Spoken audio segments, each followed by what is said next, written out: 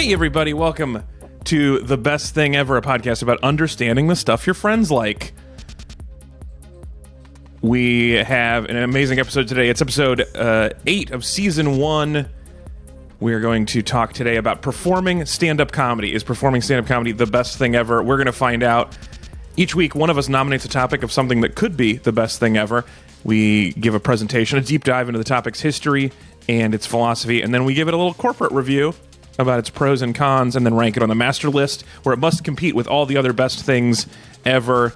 Today we're talking about stand-up comedy, including comedians with caution tape over their mouths, one Mark Twain, and of course, making fun of the president to his face. Let me introduce you to the panel. I'm your host, Alex Falcone. I am going to be in San Diego, April 21st and 22nd, and Seattle, Washington, April 28th and 29th. And also, I like to introduce the panel using a game that I call Two Hosts and a Lie. For me, my fun fact of the week is that I once finished a 15-scoop ice cream sundae in 34 minutes to get my name on a plaque. That's a thing about me. Could be true, could be the lie. Hard to say. Also joining us today, our angry socialist historian, Mr. Anthony Lopez, once fell into a beehive, and got stung 60 times. How's it going, Anthony? It's doing good. That was like... How's your hand? Good. This was a long time ago, and it was like the worst day of my life. So that could be cool. true, could be a lie. Yeah. Also joining us today, our famous board game influencer, Mr. Hunter Donaldson, who has once eaten a poisonous pufferfish. Yeah, you talking about the fugu right there. Yeah. If you cook it right, not as poisonous, but... Yeah. I mean, it's not even really that. I'm sorry, I don't have a very fun fact this week. But yeah, I mean, that's fun. That's fun. It's not. I mean, it's like it sounds fun, but I ate a lot of fugu. So to me, it's not actually fun at all. It's just like it's very tasty. Is it good? Does it taste good? That's like such a brag. Isn't that expensive? Is it a brag? I mean, it's very if you're hanging out with people that eat a lot of fugu, like I was. Yeah. All right. Rounding out our panel today, we have a very special guest making their debut on the show. A comedian, writer for the Love It or Leave It podcast. The first time I've had you on the show. I've been doing podcasts for a long time. I'm very glad to have you. Also, a great stand-up comedian. It's Pallavi Gunalan. Hey. And you can also follow Pallavi at Pallavi Gunalan on Twitter and Instagram. No underscores, no spaces. And TikTok. Also, you have a podcast called The City Council Podcast, where you talk to sometimes actual city council people. Yeah, I've been taking a mini break because I'm so tired, but I'm going to get back in on it this week. And the old ones are still available. Old ones are still available. I got to get back in on it this week. Trump just got indicted. I have to. You got to talk about that. Finally, somebody's going to cover that story. It's gone finally largely unreported at this point. I'm waiting for someone to explain this one to me. I don't know what any of these words mean.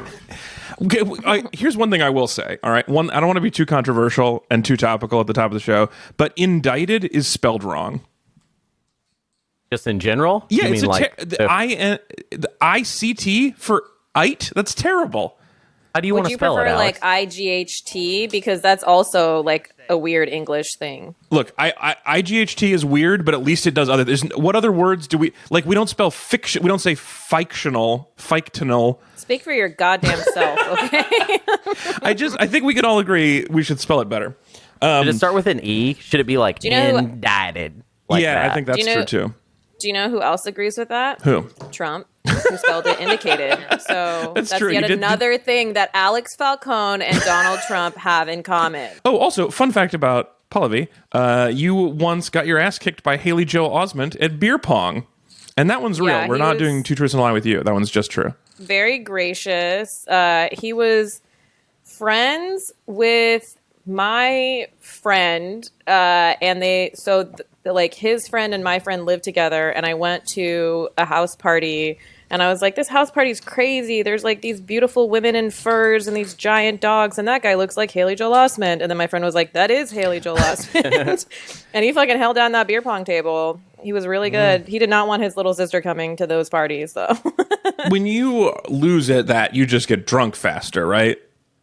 Yeah, but he was drunk, but he was still killing it. Like, Oh, that's couldn't annoying. stand straight, but he was like knocking him down. You know what I mean? Yeah. Interesting. It's the Yeah. one thing Bruce Willis taught him on The Sixth Sense was how to be undefeated at beer pong, and Yeah. he learned Yeah, from the he best. was like, I what, he's personally like thought, six?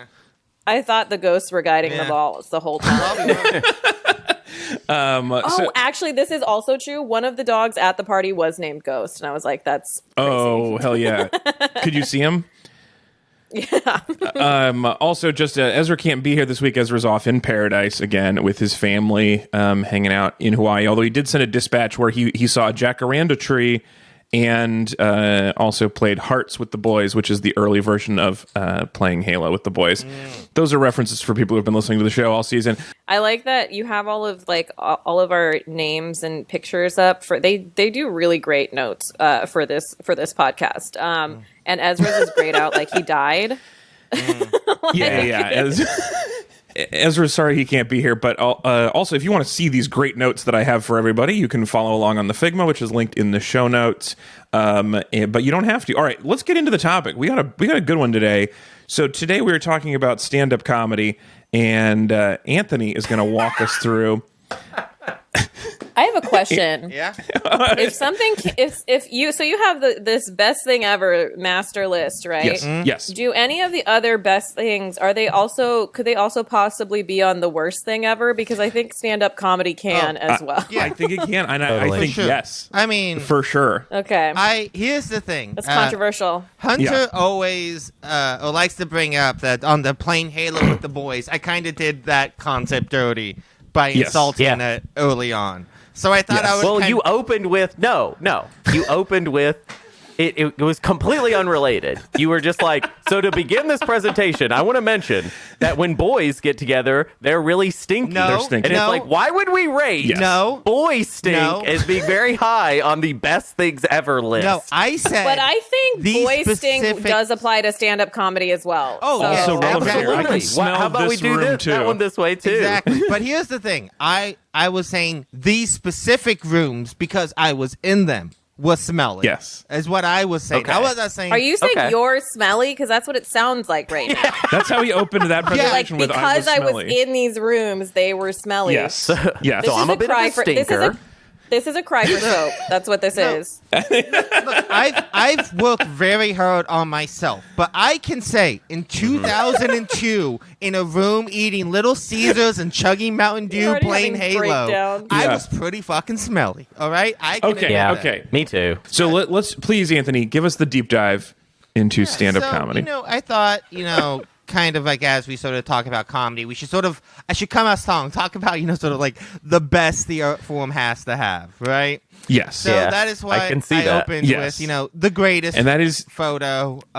this is MMA. Ricky Gervais. This is a meme. This is a Facebook meme from We Fucking Love Atheism, apparently. Yes. And it's Ricky Gervais in denim but shirtless as Jesus, but using a microphone as his stand as a cross. Yeah, I mean, it is like, so this photo, I don't want to spend a lot of time in it. I just want to sort of, talk about this idea of like comics. It's a very funny idea to me that like comics are people who're supposed to be sort of like, we're supposed to like talk, truth to power, supposed to be funny, we're supposed to be, be writers. And somehow comics over the last 20 years have been talked into doing the dumbest photos and thinking Yes. they're making a really important message. I think it's just like, it's something that is so unique to comedy. It used to be like this joke in 30 Rock about how like, never let them give you the rubber chicken at a photo shoot because that's always the one they're going to use. And Yes. somehow we have gone so in the opposite direction that we end up with like this famous photo of Ricky Gervais crucified on a microphone with the word atheist My biggest written on problem- his chest. My biggest problem with this photo is that you consider Ricky Gervais a stand-up comedian. I- And Yeah. That's like the biggest issue. Yeah, no, That man is a writer. We all know. No. We fucking Yes. know. When we say, oh, like they do, it's like they do stand-up comedy versus they're a stand-up comedian. Yeah. When- you know? Yeah. But, I mean, I think like, I think this is kind of one of the problems with stand-up is that somebody who did one kind of good show 20 years ago can coast on like coming out and being like, so religious people are fucking stupid, right? Yeah. And yeah. and then he gets to host the Oscars 4 times or whatever, Golden Globes. He's like touring right now. Yeah. I don't know what he's doing, Yeah. but he is touring. Yeah, he comes out and says, religious Sure, he's getting a lot of people are applause stupid. breaks for basic sentences. Yeah, and then he makes fun of trans people. But, there's a Yeah, whole... yeah. It's crazy that doesn't he know he can actually pay people to write that's what I think when I see his stand up. I'm like, you can pay people to write the stand up for you. Is the thing Ricky could do. He Yeah, doesn't people- even do that, it seems like. people do which that is all the crazy. time. Somebody should tell him about that. I don't get it. But I literally think it's what he thinks is funny because you have to be a certain level of self-aware, and he's not self-aware enough to know that his trans jokes fucking suck. Yeah. and It suck. are They hacked suck. In addition to being wrong, like Well, they're so yeah. bad. It's and what so happens. he just hired. If he probably does hire people, and they probably write the same shit. You know what I mean? Well, no, it's right. what I'm still happens. choosing which ones to say. It's Yeah, I how guess you you're right. end up with like Johnny Rotten being like a Trump guy, right? It is like and this happens to a lot of people sort of a certain generation, a lot of especially sort of like kind of early punk wave people and early sort of Gen X icons. It's like their entire philosophy was always against. It wasn't actually believing in anything. It was solely being against what the establishment was. Like you can see this with like Trey Parker and Matt Stone, or another really good example of this. Billy Corgan. Billy Corgan, yeah. But it's like when you don't have any actual beliefs, when you only have an aesthetic of being against what is popular, right? And those things change. You just move to that, right? So that's how you end up with Johnny Rotten being like a Trump guy, or Ricky Gervais talking shit about trans people all the time. Yeah. I mean, that's so Trey Parker and Matt Stone are a great example of this, because there is this idea that like the cool thing to do is to make fun of everything equally, and that's like the defense that Trey and so Matt use all the time, which is like the dumbest thing to brag about, that you're like, you make fun of people who deserve it and don't deserve it equally. Yeah. You think that's good? The whole point of being an artist is you decide which thing to say. You decide which thing to make fun of. That's your job, is deciding that. So if you make fun of everything equally, you're just bragging about sucking at your job. Like the New York Times' slogan is all the news that's fit to print, not all of the news whether or not it's fit to print. Like that would be a shitty motto for that newspaper.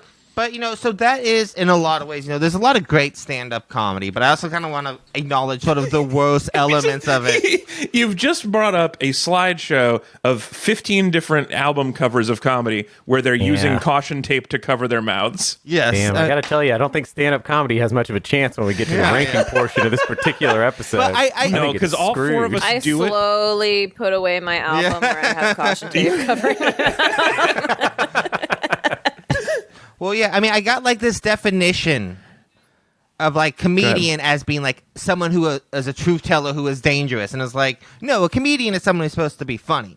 And like, I sort of think one of my favorite things about sort of researching comedy a lot this week is I came across this thing that a lot of people who started researching, like, it very academically talk about how like the only people who can decide if a joke is funny or not is the audience, right? Like that's like one of the interesting things about being a comedian. It's like you can sort of have jokes that you think are funny, but something you learn very fast when you start doing it is that like the audience is going to tell you if it's funny or not. And I disagree. But I mean, I think the comics in the back will tell you if it's funny or not, regardless of what the audience says. but no, I mean, I think There will be comics in the back Play to shit talking them. you Yeah. while the audience is happy. But see, the thing is that is how you end up with this philosophy, though, right? This is how that is how these people who think that like what they're doing. don't. Hey, in wait. crowds are I just angry about. well, hold up. Y'all brought Jeff Dunham into this. Can we just leave Jeff Dunham alone?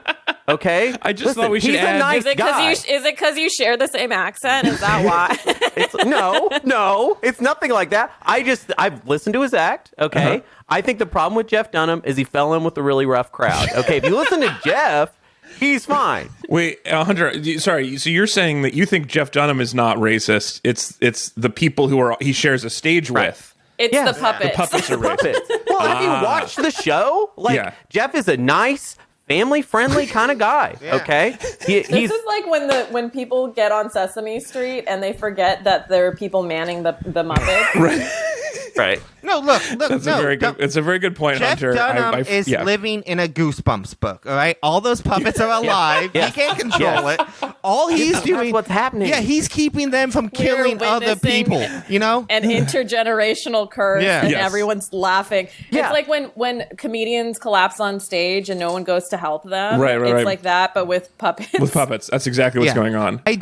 I want to see how well you guys sort of know sort of popular comics real fast. Okay, looking at this collage of duct tape mouse. Do you guys Yeah. recognize the one who doesn't belong here? Who's actually like? Do you guys know about duck face or tape No. tape Duck face? face? So this guy here in the center with the I black would've guessed hair. he's the one wearing the Yes. most costume. So this is a, Yeah, he's the hottest This is one. a Or, comic sorry, I mean, he's whose there. entire gimmick is that he has duct tape on his mouth and just does kind of like mime comedy. Yeah. So, So he's Not not the been- really like sexy. Yeah. He's So kind of he got a is a sexy. yeah. So he's a angle. mime essentially. A sexy He's mime. a sexy mime. And from the beginning of time, everyone has wanted to silence mimes. That is true. yeah. You're not Oh, allowed man. to be one if you're not silenced. Oh, that's a Cancel good- culture is killing mimes. Yeah, man, Mimes- you're out here acting mimes like are you're the so put modern- upon because that box is so heavy. You can get out of that phone booth. You're not. I'm gonna cancel you. But The anyway. ultimate victimization. Yeah. He's like. I mean, it is a perfect metaphor for all the canceled comedians because it's fighting over a thing that literally isn't there. You're fighting Yeah. against an imaginary power What? you created. It is like that. It's an What is imaginary. like you know how box. they're like Yeah. you know how they're like comedians are the modern day philosophers, but philosophers actually exist right now. Yeah, like, right. What, what is like another thing like that where people think they're not? Mimes are the modern day cartographers. Or You- something. Yeah, I haven't actually spoken to a philosopher about that, but I bet they're offended by that idea. I bet they're fucking pissed, dude. yeah. Like They they should be still pissed. exist. So Well, actually, maybe it's like This one is of those. like when I get mad when I'm like, oh, like nobody gives a shit, but I'm like, rocket science isn't the hardest science. It's just another science. Like that's mechanical engineering. Like Wait, why are you, this like, is so interesting. What's the hardest science then? What should we be saying? there where is it's no like- hardest science. It's Oh. like it's dependent on like your field and like the problem you're addressing and the resources you have. Like it's Okay, really so what we and should then say is it's like a whole thing. when you're doing something that's not hard, you can't figure out something, but it's not hard. You're like trying to fix a ceiling fan or whatever, and you're like, this isn't so bad. This isn't underfunded biological research with bad coworkers or something. yeah. I mean, Okay, isn't okay, it's a mouthful, but I think we can get there. the hardest science? And that's why I'm on the show Yeah. today. But I think the hardest science Okay. is the science of laughter. Am I right? To get back to the presentation. yes. Comedians are the new scientists. But no, I want to talk No. about how we got here. Right? Yeah, please. And I want to sort of talk about, I think the history of comedy is kind of interesting. So doing a lot of research this week, I sort of had this idea, this preconception going in that I would sort of start with Lenny Bruce. Like that's where comedy, as we sort of understand it, kind of begins in modern Right. culture, right? First canceled comedian. I mean, So it always Lenny sucks. Bruce would literally have a caution tape mouth picture That's if true. that was available. No, he was too high on heroin to do stuff like that. All right. But no, look. Rather than doing the sort of the road that is constantly traveled to sort of where it talks, I want to go back a little bit further, sort of talk about the context of the building blocks of how we get to modern stand-up comedy and how the things that we don't talk about with stand-up comedy. People always needed a need to laugh. We've had different things. And, it used to be that everything Yeah. was terrible and you would die horribly at 26 years old. And the only things you had to laugh at were these fucking perverts, right? So, Oh you my you God, had no. jesters, Yeah. you had clowns. Yeah, right, it used to be even even worse. worse. That's my point. And this... That's why people are like, we're the modern day philosophers, because they don't want to say Yeah. we're the modern day jesters. I mean, 'cause these that's guys are really what it fucking is. Freaks. Like these Yeah, images that's- are terrible. that They're is so like bad. how we got Yeah. to this idea of a bunch of people sitting in a room watching one first person facing the wrong direction as they tell funny stories. And that's a very kind of unique concept. It's a very unique form of theater. And the road to that type of theater is actually a lot more interesting than I sort of thought it was. And that is what it actually grew out of was the 1800s lecture circuit in the United States of America. Comedians are the modern day scientists. Yeah. In the Turns out it's 1800s, true. I people couldn't didn't have a agree lot more. to do. They would go to lectures, and this is where you would learn about like amazing scientific breakthroughs like phrenology, or if you wanted to see Thomas Edison Right. electrocute an elephant to death live on stage. Yes. This is So he kills an elephant, and then he's like, Yeah, this has been my TED Talk. That literally was what happened. Yes, yeah. Really? Nothing, you guys? People Yeah. love the elephant bit So back home. basically, it's just like modern right-wing YouTube, right? Was what the 1800s lecture circuit was. Let me ask you a question, Anthony. This picture here of a bunch of people Yeah. sitting around looking at a horse, and there's a guy talking to the horse. Do you know who books that? Yeah. Do they have a room? Yeah, it's the horse. it come with a room? It's the horse. The horse books that. And damn. yeah, so out of this becomes essentially the first type of proto stand-up, and the way that happens is there's this guy named Artemis Ward. Well, that's his. Stand-up sounds so gross. Yeah, I right? hate it. I hate that. That sounds so disgusting. His real name was I've seen Charles some. I Brown. think I've seen some in green rooms. It's Yeah. disgusting. Yeah. Yeah, that's why you don't touch the walls anywhere. It's in stand-up. But so Charles Brown was the first guy. He was like a humorous writer. He was like an early editor for like a early version of Vanity Fair.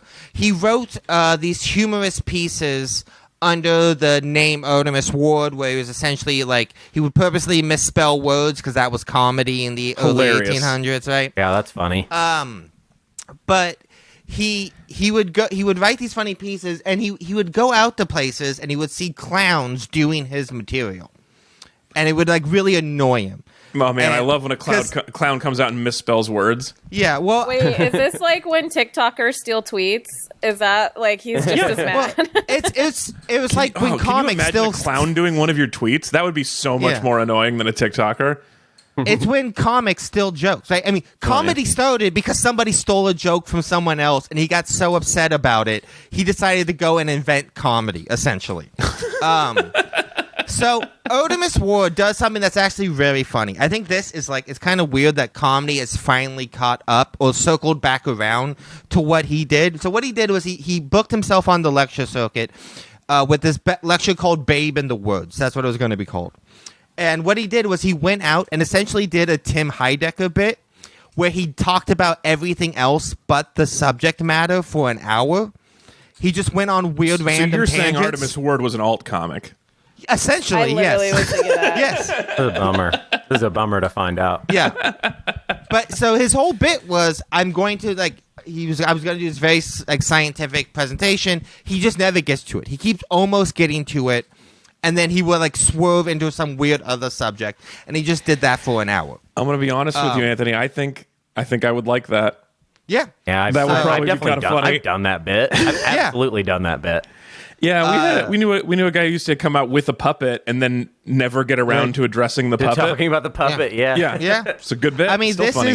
it's funny that that is essentially the first kind of real sort of live stand-up performance, sort of like this. Crazy. There's a quote from a big fan of his named Samuel Clemens. When he talks about his sort of deadpan, like him being incredibly deadpan was another part of it. But this inspires Samuel Clemens, who you all would know more famously as Mark Twain, to essentially just steal this idea. The N-word Mark guy. Twain, they become I good literally friends. was going to be, of course, Mark Twain is a comedian. He's a white guy who says the N-word. yeah. Right. Look, I should be allowed to say it though. But Mark Twain. Cut the cameras. make the podcast end right there. And then That was my never that was my explain Mark it. Twain impression. That was not me as me. I would never. Samuel Clemens becomes good friends with Artemis Ward, and they essentially decide to like start doing this, going on and doing lectures, but never kind of getting to the point being funny. Mark Twain. And I guess they never booked a female opener when Yeah, they seriously. were doing this. The first road comic was like, let me just take my buddy who's not funny on the road with me. Yeah. well, I That's how have it here started. that Mark Twain was essentially the first road comic because his Yeah. lectures were so popular that he would go around and like really crazy travel. He would hit different states multiple days in a row, which I don't even know in the 1800s. I guess trains Yeah, that's hard and early now. planes. Like that sounds how- exhausting now. And then you're like, if you want to get to Minneapolis from Indiana, you have to walk. Yeah, was he Wait, but taking this is like steamboats? when states were smaller, like they were all Rhode Island or something, right? Oh, that's an interesting point. Yeah. I mean, Could be. if you stayed on the Over East Coast, there. this was possible, and there were a Yeah. lot of good horses. It doesn't sound like fun. Mark Twain comedies contributions obviously pretty important. They do the Mark Twain award every year to this day to celebrate achievements in comedy. Yada yada yada. So here we are in the 1850s, 1860s. And we have kind of like an early sort of proto form of stand-up, right? That still sounds bad. And Yeah.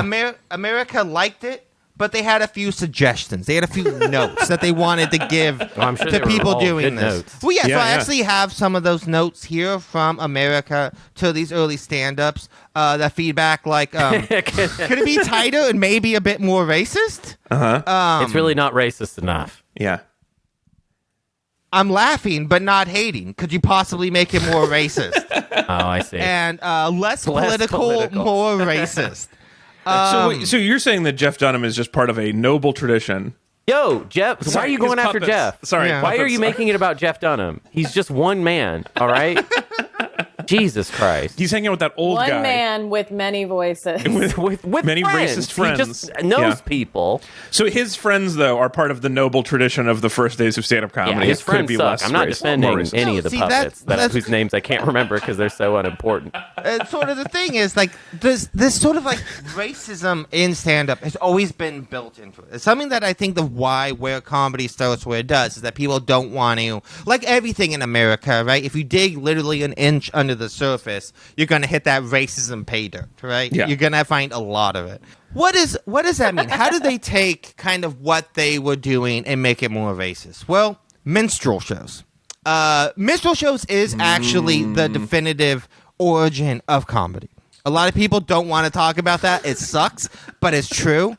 I do have here, I found a lot of photos about minstrel shows, but I didn't like looking at them, and they kind of made me upset and sort of sick. So I was like, this is my presentation. I don't need to put any of those in here. So I didn't. So there are no photos That's true. of people in blackface in this slideshow. Everyone knows what It's they awful. are. It is, usually white performers in blackface making, vulgar, derogatory stereotypes of black people on stage. Minstrel shows evolve into vaudeville. And, vaudeville, you have all these different sort of things. Usually blackface is still involved in the acts. Comedy is great for set changes in the background Yeah. because you don't need anything else, right? This is still So- one of the best things about stand-up comedy is we do not need to bring any equipment. We Yeah, don't have to true. set up a drum kit. Yeah. No, I literally was with my friend who was taking down her drum kit, and I'm like, that's crazy. Yeah, so- like I can just walk into a place having forgotten my notebook. Yes. And it doesn't Well, matter. we have friends. We all have friends who end up doing stand-up that involves PowerPoint or something, and you're like, Yeah. the one best thing about stand-up was no tech rehearsal, and you added that somehow. Yeah, and in vaudeville, you get a lot of sort of the early kind of pioneers of comedy. In a lot of ways, that like it's weird that like labor would be divided, and then people were like, oh, I don't need a second person to do my setups. I can do my setups and my punchlines later, right? That's like a revolutionary idea. So that's cool and that's true. However, looking at these photos, I still think it's funny when two people are very different sizes. Oh yeah, it's good. That makes me laugh every It time. is funny. When you have oddly matched physical pairs. know, and- Look at those two. It's like Ricky Gervais and God, because Ricky's there and God's not. You know what Yeah. I mean? Like, that's classic comedy. That's an odd pair. Yeah. It is an odd Man, pair. what a weird act that would be. Yeah, Guys, true. I only want to. I'm talking about like the worst type of comedy, which is like this kind of racism. There, we don't need to go even lower and keep bringing up Ricky Gervais at this Yeah, it's point in my true. presentation. It's All true. right, you guys. I'm sorry, it's just kind of the vibe. I feel like you guys are taking the edge off my racism shit by bringing up Ricky Yeah, Gervais, you're right. So and it's I'm- really. I apologize. And during this time, you see a lot of sort of black performers who want to work in like live performance, want to work in comedy, and they weren't allowed to do the lecture circuit, right?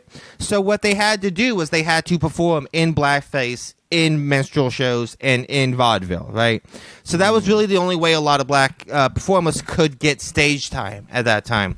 And you have a lot of really interesting people, but the one I want to sort of talk about is this guy I didn't know anything about before this week.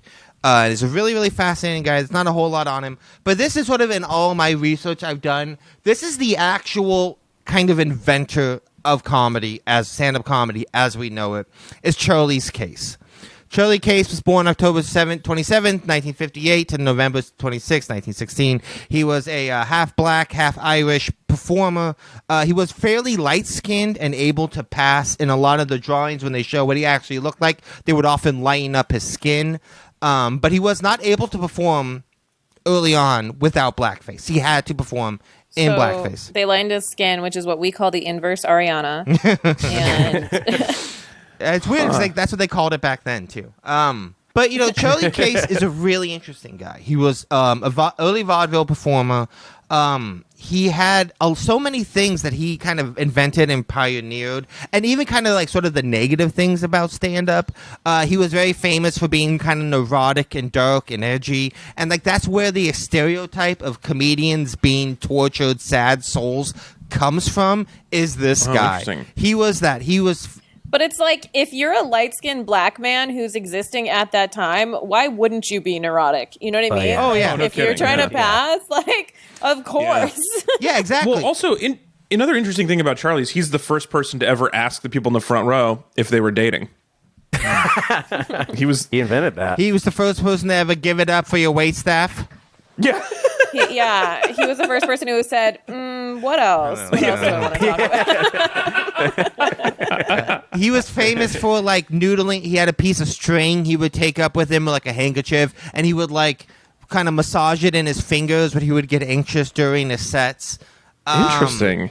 I can't tell if that's a bit, he did a like, lot you're of kind just of funny continuing to songs originally in his vaudeville act, and then ended up working more and more just comedy. He was the first person to ever use the term punchline to describe the big payoffs in his joke. Oh. That's really fucking cool. That is cool. Yeah, he's a super. I think we've confused people by saying the things that aren't real. That one's a real one. No, That Yeah. one's very cool. That is real. He was also the first person to ever say, "Do you guys like impressions?" Yeah. That one's No. not real, though. But he's a really, really fascinating performer. There really isn't a lot on him, but it is kind of crazy that by the Yeah, there's only that one picture. by the 1890s, he was one of the most successful blackface artists in the world. He hated performing as blackface. I think it's kind of the thing you said about like, of course he would be nervous and anxious. He had a sort of like fairly like well known among his friends nervous breakdown because he hated having to wear the blackface so much, but he felt like it was the only way he could get out and perform. But he was incredibly successful. Man, I always think about like geniuses like this who like were so ahead of their time but so limited by like their demographic because of stupid fucking like oppression. And I always think about like how much insane. further the field would have gotten at that time. Oh yeah, Yeah. and, Right. and with him is especially because like, so essentially what happened is like he got to a point in which he was successful enough, had sort of like a nervous breakdown, decided he couldn't keep doing it, and what he did, because like his early acts, right, would involve different props, it had different like segments to it, it would have a lot of music, a lot of different performers coming out, and sort of post breakdown, he decided to strip out all of that except for the jokes.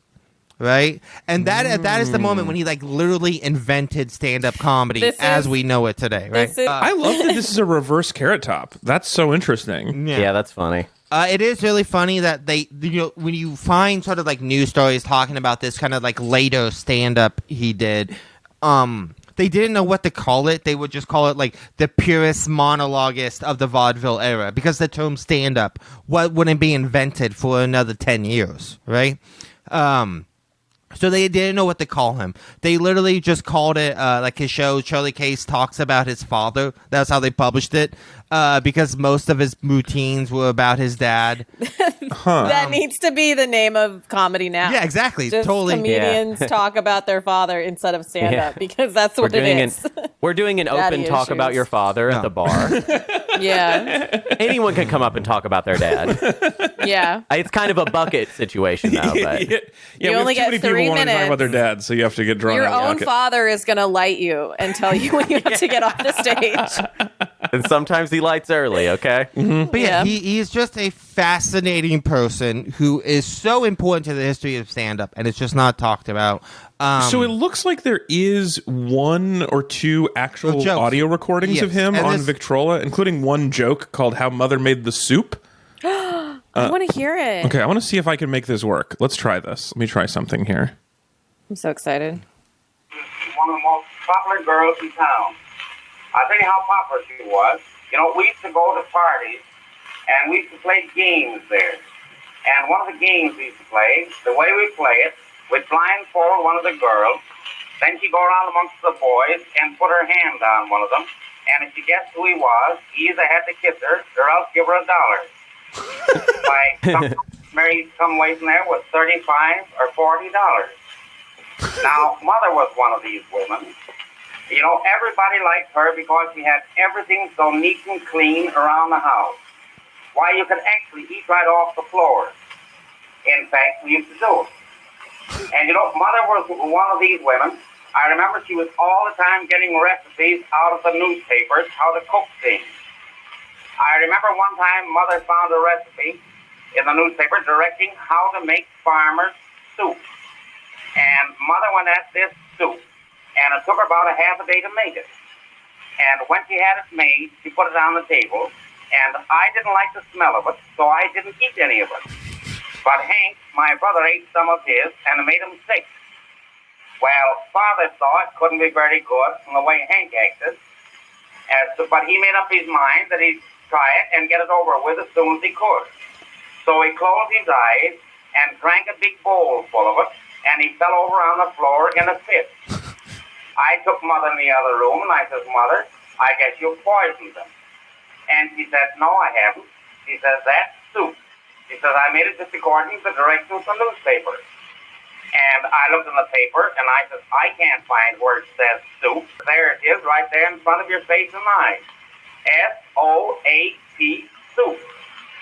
And I told her, I said, Mother, that spells soap. I said, you filled Mother and Hank full of soft soap.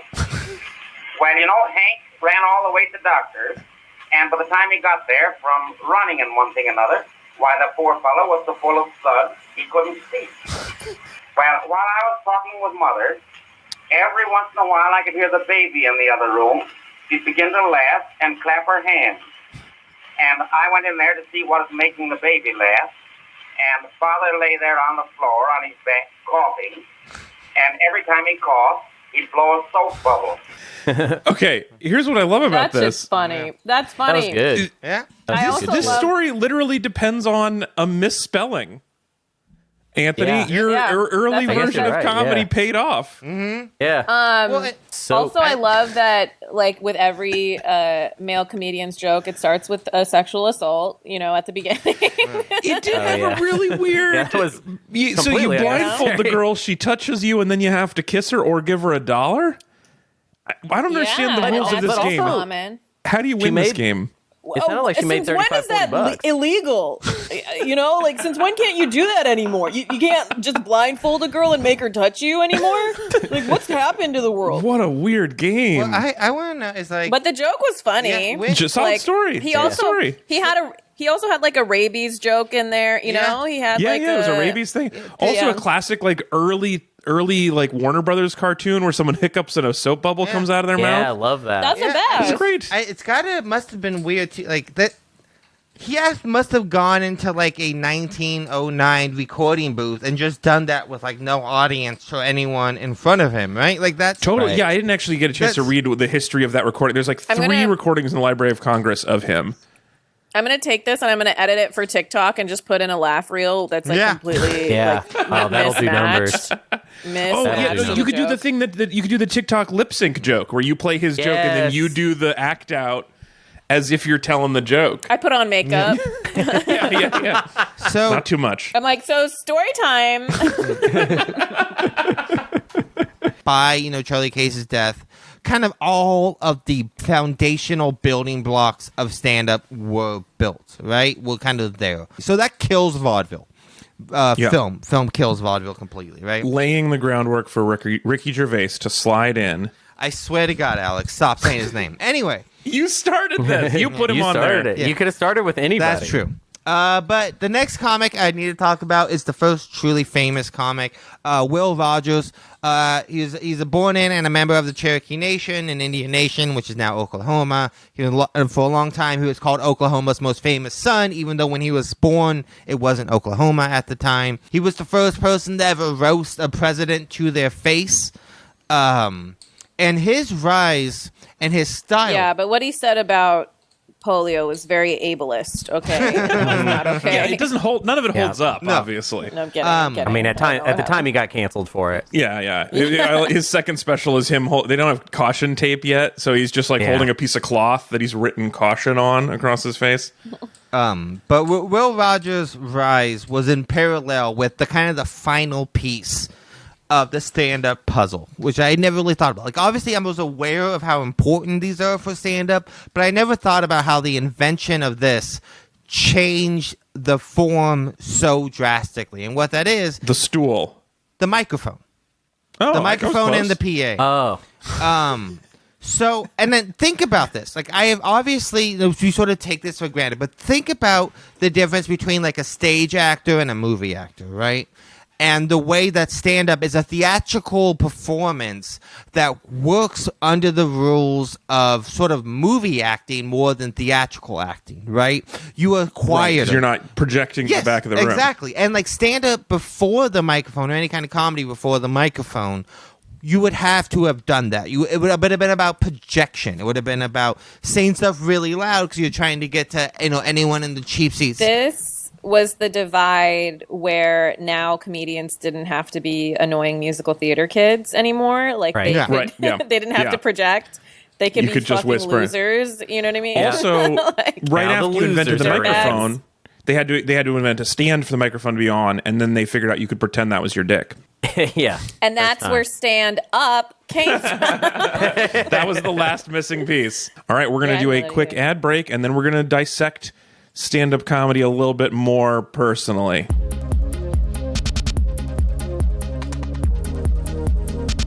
This week's episode of The Best Thing Ever is brought to you by my debut stand-up comedy album, Vanilla. Look, Ezra wasn't here today to write the ad, and so I had to think of something real fast, and I thought this would be an appropriate thing. This is Vanilla, my 2022 comedy album, available in some of the places listed here. Not all of them, because Not on Tidal? Is it on Tidal? it is on Tidal. It's on Deezer. Sounds better on Tidal. I think You gotta listen to it it's on only Tidal. it's not entirely available on Spotify. You can sometimes get it with a link, but you can't search for it because Spotify decided they didn't want to pay comedians royalties, and so they took all the comedy off. Pandora also sometimes available, sometimes not. Hard to tell. Anyway, you can look for Vanilla wherever you look for records, and if it's not there, it's because of a labor dispute, and I'm furious about it. That's a weird direction to take this ad. Anyway.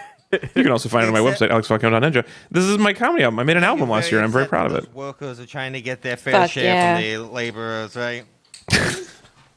And I will have you know, Anthony, I signed on with the solidarity movement, and it's cost me a lot of money, and I didn't have to. And I even now could get out of it and make more money, and I'm mad, so I'm not doing it. That's not important to you. Anyway, yeah, comedy albums, still a thing that is available. That's fucking All right. dope. Okay, so now we're going to do talk about the pros and cons of stand-up comedy. I do feel like, although a brilliant history, a very interesting deep dive, we did err a little towards the negativity. So the first thing I want to start out with is some pros. Are there things, because look, all of us do or have done stand-up comedy a lot. No, we obviously I'm done. Actually, I quit now. After that, I quit. I'm not participating in this anymore. Obviously, I just need to get out. You're just a puppeteer now. I'm just quitting now. Yeah, now I just do puppets. But anyway, this is a thing we like. This is a thing that we do. Let's actually talk really quick about why we do like it. What are the things that we do like about it? I will start with some things. Okay, so people who say they're speaking truth to power are the dumbest. They're the worst most of the time. Because the people who say that are usually someone who's like, I'm going to shit on trans people. And that's the opposite. That's lies to the opposite of power. People not in power. But you can say things that other people are afraid to say. It does happen sometimes. There are a couple of people making jokes that are like, trans people should have rights. And that's like legitimately harder, both to make that funny and to talk about in rooms where people are not, or a lot of them might be hateful monsters. And I do think that is interesting. I think there is a potential to say something in jest, which gives you a spoonful of sugar, so you can actually get some points across. I think that's really cool. As many people making good progressive jokes as there are people making shitty regressive jokes. But the thing is, there's just not as much of a platform, or they're performing in different venues, or they don't get filmed for hate clicks, and they don't get like filmed Right. for like as people who are being put up on like a pedestal, so they just don't get the attention, right? I mean, that's the Right. Like, hilariously, what you're saying is that the people who have been canceled actually have a bigger microphone. Yeah, I think you're right about that. I agree. I feel like that's one of my favorite parts of comedy, but it took me a while to figure it out because like I would do rooms and there would be like a bunch of like white guys who were saying jokes that anybody could say and they would fucking kill. And then I would do my set and it would be like hit or miss or whatever. And it would make me like really, I'd be like, oh, like I wanted to kill in every room. But then people would come up to me after and like, it would be queer people and brown people, like the few people who like really connected, and it made me really kind of like repackage like how I viewed my like performance and be like, okay, so maybe I didn't kill consistently the whole time through, but it like meant something to like, it meant a lot to a few people, and that's also okay. Yep. You know, It's great. It's so better. I agree. This is one of the things that people, I think, is important to know about comedy is that it is actually not hard. It's extremely easy to make a room full of people laugh. And there's this kind of comic that's like, yeah, you're not a true comic if you can't crush at a motorcycle rally in the middle of the afternoon during Nazi month or whatever. And they're wrong about that. Those are the easiest rooms. Because every month is Nazi month. That's why they're wrong about it. Every one of those rooms where you're like, oh, this is what the real comedy is like. Oh, you do those road casinos. That's where you really learn no, those people are the easiest people to make laugh because they don't require you to be interesting or new or unique. Yeah, you could just do like hack shit. And you can just do hack shit and it works everywhere. I have a friend who does a lot of cruise ships, and he got an email not too long ago that was like, it was sent to all the comedians on the cruise line, and they were like, we need people to stop doing that game where you have an audience volunteer and you put your arms through and you make them drink water and it pours on their chest, because every comic does that on a cruise ship because it works every time. Fuck? You know what I'm talking about? That like improv, you like arms. Yeah, but comedians are doing that. Shouldn't they be telling all the jokes? time, because it makes people laugh every time. It's a funny gimmick. All of that hack shit works every time. It's very easy to be funny. The hard thing to be funny is where people are actually interested in comedy and interested in you saying something. It's so one of the things that I always makes me like laugh about that kind of like philosophy with comedy is that like in literally every other form of art form, every other form of work, right? Movies, music, whatever. There is a common consensus of like lowest common denominator work is bad, right? And it's that way for a reason, right? It's like stuff that kills and works anywhere. It's like that is always looked down on, but somehow in like stand up, that is like held up as a virtue that you can make anyone laugh. Yeah, you know. Stop it! This is not. I like that I do comedy. That's not a con. Polly's using a fucking thing to harass me. I'm getting heckled in a PowerPoint. Okay, here's another thing. Here's the thing I love about the frowny face. Here's another thing I like about comedy. Here's another thing I enjoy about stand-up comedy that I think we don't talk about enough, actually, which is kind of weird. Which is that people laughing is a joy moment for them. It's literally the escape of joy in that moment for people. And when comics talk about shows, they talk about like them killing or them bombing as if the thing that has happened is you are like playing a game and you either won or lost. And what's actually happening when people laugh is not you doing well, it's that you've made a bunch of people happy. I think I have something kind of along the same, maybe like adjacent to that conversation, where I laugh a lot during my set, and people find that annoying sometimes. But people were like, well, I was talking to somebody about it after, and they were like, oh, you could, like laugh less, or, don't try to, do it too much. Because I guess some people do it in like a fake way, and they thought I was doing, they were like, if you're forcing it to try to get other people to laugh. And I was like, no, I'm just enjoying myself. Like, because I tend to do tags and stuff that I don't expect to do. Like half the time, half of my set, or like a good portion of my set is just like random shit, or like I'm interacting with the crowd or whatever. And so that it's also like that joy noise is also like a moment of connection, like that feeling of experiencing that emotion, that same emotion that everyone in the room is experiencing with you, or having, like moments that you share with strangers that everybody was like in on the joke together, and like that moment, it was kind of like it's capturing lightning in a bottle. That shit is awesome. Yeah. I view laughter the way like a lot of people view nofap. I think that every time you laugh, you're letting out some of your soul energy. Yeah. I'm So I always trying believe. really hard. Oh, believe yeah, you you're need getting to, like, weaker. I mean, look at you, Alex. Look at me, right? There's a reason why you're laughing all the time. You're letting out all your power. I keep my laughter in, and I'm stronger for it. It's so true.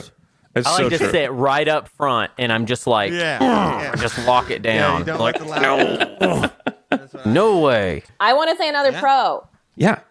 Yeah, let's get some pros. think another pro is that although there is like a high cost to like traveling to shows and gas money, and like now you have to sometimes pay $5 for an open mic, I think stand-up comedy is one of the art forms that is the most accessible to everyone. Mm-hmm. This can also be a con sometimes, but I think it's a pro because I heard this saying that it said like artists are the most dangerous type of people because they interact with people from every class, like from every social class or a socioeconomic class. And I think that that's even more true for stand-ups because one night you could be at an open mic and the next night you could be like touring with somebody, you know what I mean? Like it could be like, because people, stand-ups want stage time so bad that they interact with so many different types of people. Right. And if it wasn't for it being so accessible, there is no fucking way I would have been able to leave like my nerd STEM bubble of everybody who came from very similar financial and ethnic backgrounds to be able to like interact and meet all of the people that I have met. And so I think it's like, as a performer, it really opens you up to different experiences and different perspectives. I mean, a lot of people at open mics, I often would like think like, okay, do you actually want to be a comic or do you just want to be like a juggalo, right? And like what I mean by that is like, it's like wait, I'm sorry. I think I maybe. Like- what did you just say? You think they wanted to be a juggalo? Is it really hard I to mean, be like, a juggalo? Is that I think- an no. exclusive club? I mean, like definitely the heard Fanta- juggler. what Oh God. And I was I'm like, like, okay, I'm not shitting on shitting clowns, what shitting on what mimes, I mean by shitting on that jugglers. is that like what I are we think a lot doing? of people who go to open mics, right? They're looking just for like a community. They're looking for like an accepting place where they can hang out with other sort of, if they think of themselves as like people who are like belong on an island of misfit toys, right? It's like there are a lot of people like, I got nothing against juggalos. I think they're like good people. I think they're very, very accepting. I think like if you want to hang out with people who aren't going to talk shit behind your back and be mean to you all the time, instead of doing comedy, you should become a juggalo because you get a lot of the same kind of benefits from it without any of the negatives ones. I think this is a good. You should And be. you get cool Fago. You don't drinks, get too. Fago in stand up. Fanta. Oh, Fago. Yeah. Anthony, you should be like like a juggalo recruiter where you hang out outside open mics and are like, if you think you like this, you I should think come to every this time- dirt party in the middle of the summer where we all fucking cars. I think every time a military recruiter approaches a teen, there has to be a juggalo recruiter behind Whoop, them. whoop, You know what Dude, I mean? I love this. We should have a juggalo recruiter station next to every military recruiter station and be like, you have Exactly. options. Yep. Guys, I think we've lost the thread. Yeah, we might have lost the thread.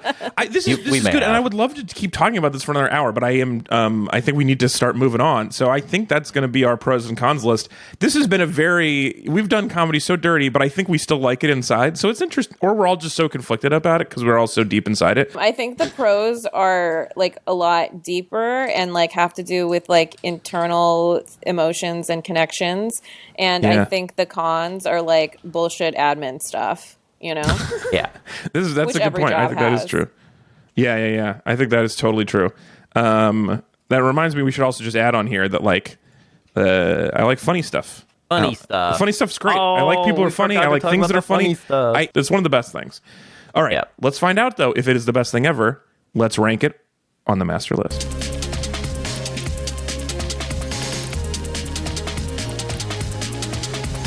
Hunter.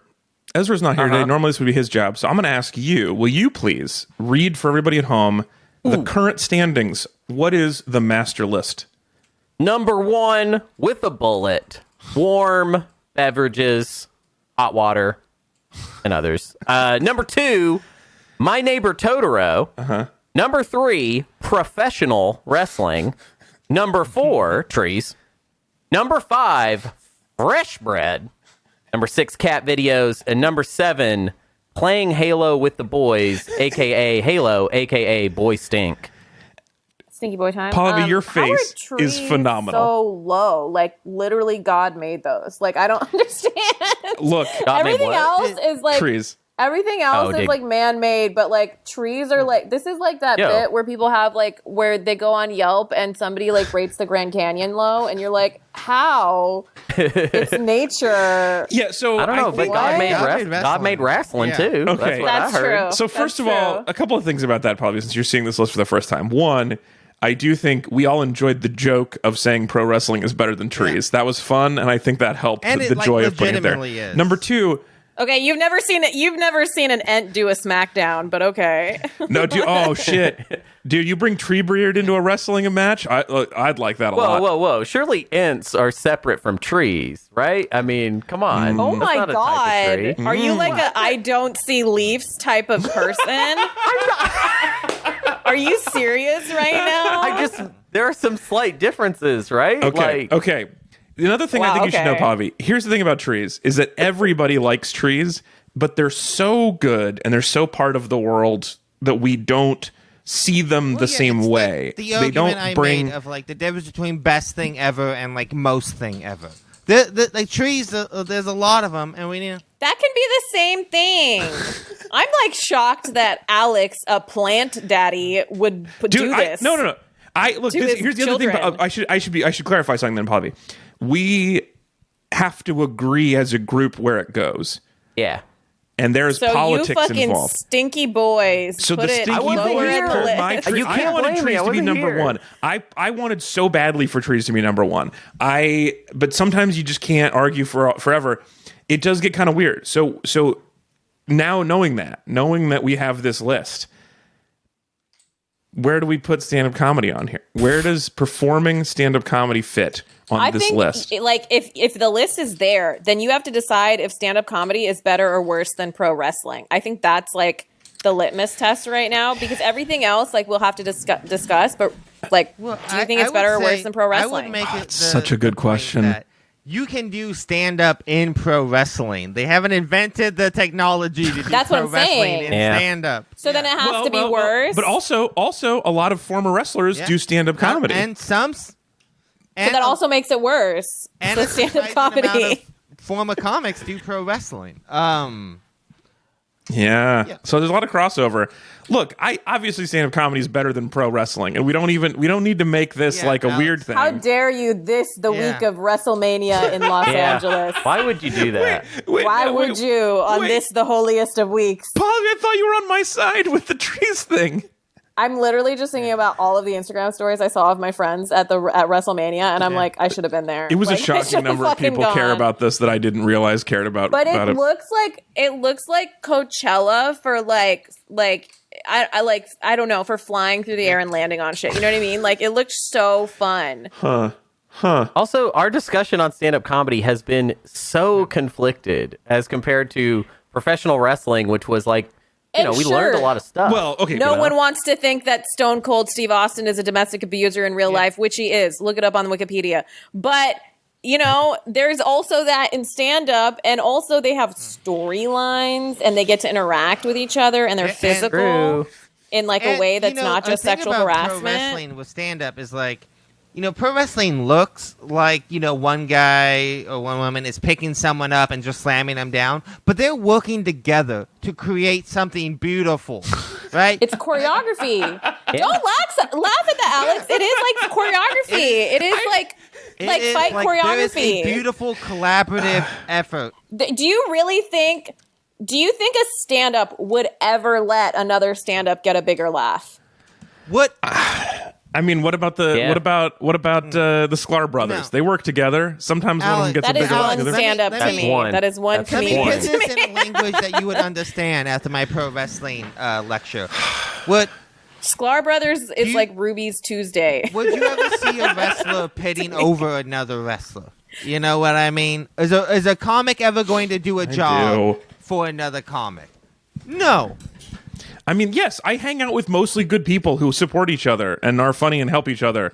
I have been undermining you secretly behind your back this whole time. Secretly? You've been doing it right. I'm right here. This is my face. No, on the podcast to your face, but I mean, I've been pulling strings. No, I actually do want to say something really quick about this, though, really quick about pro wrestling and stand-up comedy, is that last week, the New York Times' Sunday podcast was about a pro wrestler. And it was a super interesting article that I would not have gotten if it hadn't been for Anthony's explanation of wrestling the week before. Yeah. So that was super cool. Really, really interesting article. But one of the things it was describing was this guy doing wrestling just starting out. So he was a barista. He went to one 12-week wrestling class, learned a bunch of the moves, got work where he was doing free shows in bars where he would travel around. He'd do a 5-minute wrestling bit and he would get no money, but sometimes they would give him free drinks. And then eventually you work your way up to doing sort of opening wrestling where you're traveling, you're making a little bit of money, but there's no hotel room and you get like 10 minutes here at the beginning. And then you work your way up to like a featured wrestler who's like in the middle. Do you guys hear what I'm talking about? It's stand-up comedy. Okay. The beginning of wrestling. No, it's wrestling not. career. No, it's not, because you said he had to take a class. Now I think stand-up comedy is better than wrestling. You've changed my mind, Well, because I he think had to take a 12-week course. They're very similar in that you can take a class. Can I? You don't have okay, to. I just want to say a few things. I want to kind of get this moving on actually talking about placement here. One, I think it's gonna look weird and it's kind of embarrassing if a bunch of comics put stand-up comedy really high on the list of best thing ever. Yeah, Embarrassing? It's very narcissistic. If the thing we had I in think. common that brought us together is not, you think it would be embarrassing if we all think it's the best thing ever, the thing that literally made us friends. We would not be friends. None of us would know each other were it not for this. Do you know that meme that's like a cow at the ocean and it's like, I'm cringe, but I'm free? That's the mode that I'm in now. You know what I mean? Yeah. Like, I am cringe Sure. and I am free, and it's okay to be that. It's okay to love your life and the things that you do. I think it's just a Yes. little narcissistic. I think that's okay. And I think... Yeah, because we're fucking comedians. You tell me if any one of us would have met each other if comedy wasn't that's around, true, but pro that's wrestling true. I'll was. give you that. Hunter and I have a shared love of racist puppets, so we definitely would have. Yeah, we met on the Jeff Dunham forums You meet a recently. lot of people on did. forums, Hunter. It's really impressive. Yeah, Hunter was on a a lot fan. of forums. Hunter was a fan, and I was the voice of his terrorist Muppet. That's how we met. But Okay, We got a lot of trouble for Here's that. what I think. I Yeah. think the right answer for this, let me give you my pitch. I think stand-up comedy is either second or second to last. And I don't think it can work in the middle. I think in this list, the only things that make sense are it's almost as good as warm beverages, but we think it's performing it is one of the best art forms because it's the one we've all chosen. Yeah. Or we agree that it's a thing that we like doing, but we don't feel that good about because it's I so think problematic. that's- And then it's just above Halo with the boys. The discussion that we've had would indicate the see, latter, I would and even not put the it former. above cat Like- videos. No, because But I think because we sat there and we listened to fucking Charley Casey do, and Yes. we all like That's got true. joy We were from delighted. that. You know what I remember mean? that Part was moment? great. That was what Like that's we how had actually all feel. of the moments in between where we were like shitting on it, Yes. but it's like Yes. when you have a sibling, like you're allowed to make fun of them, but nobody else is, Yes. except Yeah. other Yes. people are. Yeah. This is I mean Okay. this is literally us doing the thing that good comics do, which is that we make fun of things inwardly and not outwardly. This is us I being think- self-effacing in all of this. All of us deeply love stand-up or we wouldn't do it. It's not making us much money. Right? None of us have gotten think- rich for from this. yourself. Speak for I know. I yourself. literally was gonna. Yeah, we make a lot on that forum. I think well, Jeff is very that caring. it is not as good as warm beverages because often comedy clubs don't have a good variety of warm I beverages. know, it's terrible. It's true. So It's usually a I'm like, fridge I don't with- want to have the alcohol. I want to know. have like, I'll go and I'll be like, can I have some coffee? Do you The have good places espresso? like And they're Helium no. in Portland has a tea kettle and a variety of tea in the green room. It's Oh my really goodness. nice. Yeah, I think Fancy. between fresh bread and cat videos is a good place for stand-up comedy. I'm convinced. My vote is 2. My vote is 2. I think Okay, so if we do, this is such a mind fuck because if we do 2, we genuinely have a love for it. We think it's really fun, and we value connection with people. Mm-hmm. But also, if we do 2, are we saying we're the modern day philosophers? Like, are we having one of? Are we having one of those moments where we're making it like yeah, way you're right. better than That's it what is? I'm Do you know what I saying. mean? I want to just enjoy it, Look, but the here's discourse thing, about here's it. the thing. Oh Again, man, I'm torn now. Everything on this list is pretty fucking good. What do we even talk? Like, it just like It's a nothing good on this list. list Yeah. is bad. Honestly- it would be fine being anywhere. Although I will on say, this of list. the okay, but some things have worse discourse. That's an interesting point. The discourse about it. Yeah, apparently 'Cause pro fucking trees everyone hates, apparently. So I feel like pro wrestling and Halo with the Boys are similar to stand-up comedy in that they have terrible discourse about them. Namely, that the communities boys. of them can sometimes the ruin boys them. part of it. Yeah, the boys part Yeah. being a problem. It's got to be better than Halo with the Boys. Stand up has to be better than Halo with the Boys. I fucking. Well, Halo with I the hate Boys is that. at the bottom. You're It's literally at the Halo bottom. with the Boys. Halo with the Boys has to stay at the bottom because you're literally like in the name of that excluding see, women and we- non-binary people. we- Well, we okay, talked like, no, about hold this. up, It's in hold up. We quotes. talked It's in about this quotes. a lot. I was so annoyed that was the title of the episode because that's just the fun way I chose to say it. Yeah. Okay, I didn't, and then it was just decided. Well, that's Yeah. how we're gonna present it. We It's were talking exactly about like social that. gaming. It matters a lot to a lot of people. It You was think just if a I was way. strategic Yeah. about the episode, I would have included the word boys? No way. I love how easy it is to tell who picked what. I just don't think it should be that high. Again, I think it should be above cat videos. But I don't think it should. I think we can't do that. It has to be below cat video. If it's not 2, it's got to be Then- between 6 and 7. Well, that's making it a little difficult, Alex. Like, I think the strength of this is that we have we have many spots. So it sounds like 3 of us are kind of in agreement that it could be 2, and one of us thinks it should be much lower than that, which is why the numbers 3 and 4 and 5 exist on the list. The same way that saying pro wrestling is better than trees is hilarious. Stand up being anywhere in the middle is unfunny. I would put stand up below fresh bread, but above cat videos because both of those things can feed a family, but stand up Yeah. can't, and that's funny. That is That's funny. funny. I mean, to that's me. what I. That I is do funny. kind I of like like that. above cat That's what I videos. Between said. 5 That's and where 6. I wanted it to go. I mean, that seems to be an agreement, and I think that's easier than anything else we've had so far. So, but I do think we actually have a new person in charge of reading because I really enjoyed your reading of this. So, Hunter, you're now our official master list reader. So, please read us Oh, dear. the new master list. Okay. Number 1, warm beverages, hot water, etc. Number 2, My Neighbor Totoro. Oh, okay, no. Oh, yeah. All right. No, only I one's don't know. on I don't know if you want me to do it for everyone. No. I just, be a lot. I was leaving you space, Okay, Number thank you. 3, professional wrestling. Hell yeah, WWE, brother. AEW. Yeah, there you go. Number 4, trees. God's creations. Number 5, fresh bread. They can feed a family. Number 6, stand-up comedy. It cannot. Boo. Number Everybody 7. hates it. Yeah, it sucks. We hate it. Number 7, cat videos. And number dogs 8. have something to say about this. Yeah, we'll get Ooh. to dogs. Number 8, playing Get to Halo dogs. with the boys, aka Halo, Sexist, aka boys. boo, Yeah. sexist, boys club, All right, Hunter we have hates one more quick thing we got to do. This has been a long time. Hates we have women. One, Whoever said that- accents. we have one Whoever thing we said got to do that before we move excludes on. One more thing to do. Everyone.